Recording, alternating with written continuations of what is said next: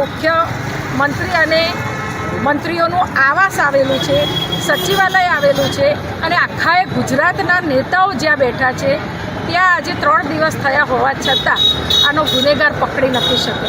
એટલે આ ખરેખર ગુજરાત અને ભારતીય જનતા પાર્ટી માટે કેટલી શરમજનક વાત કહેવાય કે જે ગુજરાતનું પાટનગર છે અને પાટનગરની અંદર 3 વર્ષની દીકરી ઉપર આટલું અધમ કૃત્ય થયું હોય અને 3 દિવસ થયા છતાં પણ ગુનેગાર નથી પકડી શકાતો. તો આ ગૃહમંત્રી અહીંયા 2 કિલોમીટરની દૂરી ઉપર બેઠા છે તો ગૃહમંત્રીને પણ આ દેખાતું નથી.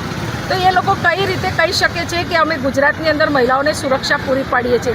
સદંતર ગૃહ ખાતું નિષ્ફળ નીવડ્યું છે અને આજે અમે મહિલા કોંગ્રેસ માગણી કરીએ છીએ કે આવા ગુનેગારોને ઝડપીમાં ઝડપી પકડી પાડવામાં આવે અને ફાંસીની સજા આપવામાં આવે. નહીંતર પછી મહિલા કોંગ્રેસ રોડ ઉપર આવશે અને સમય આવે ગૃહમંત્રીનો પણ ઘેરાવો અમારે કરવો પડશે.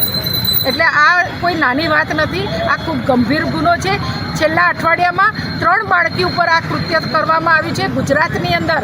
જો એક અઠવાડિયામાં 3 બાળકી ઉપર આવા અત્યાચાર થતા હોય, આવા કૃત્યો થતા હોય તો ભારતીય જનતા પાર્ટીના ગૃહમંત્રીને શરમ આવવી જોઈએ અને ભારતીય જનતા પાર્ટીની મહિલાઓને શરમ આવવી જોઈએ કે જે મહિલાઓ મંત્રી પદ ઉપર બેઠી છે, નેતા બનીને બેઠી છે, પણ એમને આ દીકરીઓની લાગણી જરાય દેખાતી નથી.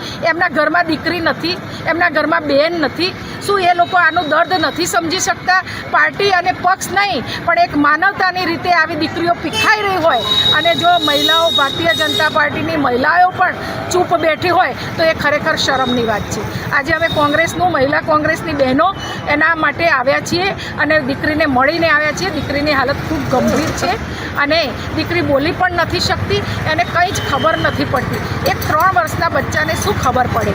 તો ખરેખર આ ખૂબ દુઃખની વાત છે અને ખૂબ જ શરમજનક વાત છે. જ્યાં સુધી આને ન્યાય નહીં મળે તો ગાંધીનગરમાં આને લઈ અને આંદોલન પણ કરવામાં આવશે અને ઘેરાવો પણ કરવામાં આવશે.